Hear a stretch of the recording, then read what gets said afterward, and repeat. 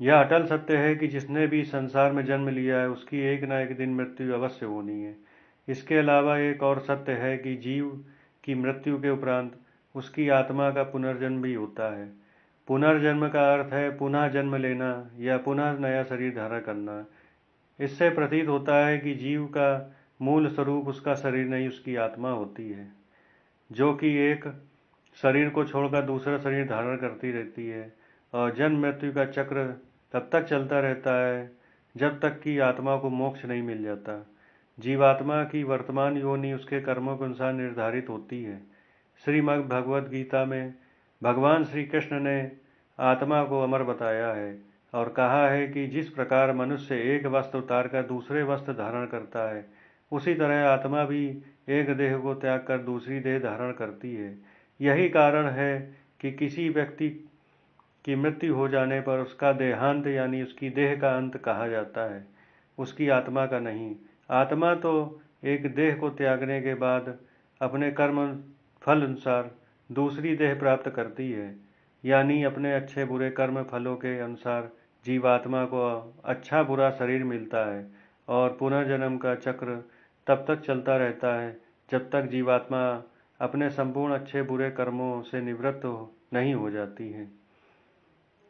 इन पुनर्जन्म की अवधारणा को लगभग सभी प्रमुख धर्मों ने स्वीकार किया है, परंतु इसके विपरीत आधुनिक विज्ञान ने इस अवधारणा को अभी तक प्रमाणित नहीं माना है। पुनर्जन्म का प्रमाण पूर्व जन्म की स्मृतियों से युक्त व्यक्तियों के जन्म से सिद्ध होता है, लेकिन यह बात पुनर्जन्म के प्रत्येक मामले में नहीं पाई जाती है। लेकिन पुनः जन्मे व्यक्तियों में पूर्व जन्म के संस्कार कम या अधिक मात्रा में अवश्य पाए जाते हैं।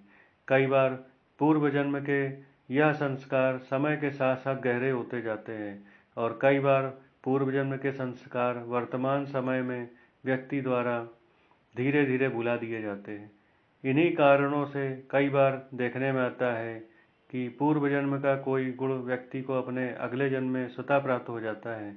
जैसे कि कोई व्यक्ति अपने पूर्व जन्म में गणित का विद्वान था और यदि वह अगला जन्म भी मनुष्य का ही पाता है तो यह संभव है कि वह अपने वर्तमान जन्म में भी उसे गणित में रुचि हो और वह बिना अधिक परिश्रम किए ही इस जन्म में भी गणित का विद्वान बन जाए।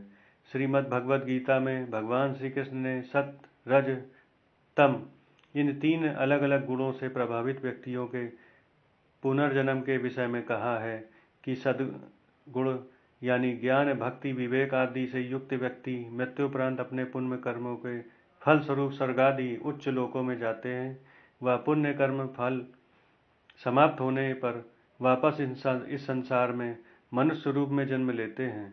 रजोगुण यानी लोभ प्रवृत्ति, स्वार्थी, विषय भोगी व्यक्ति मृत्युपरांत अपनी तृष्णाओं के चलते मनुष्य लोक में पुनः जन्म लेते हैं।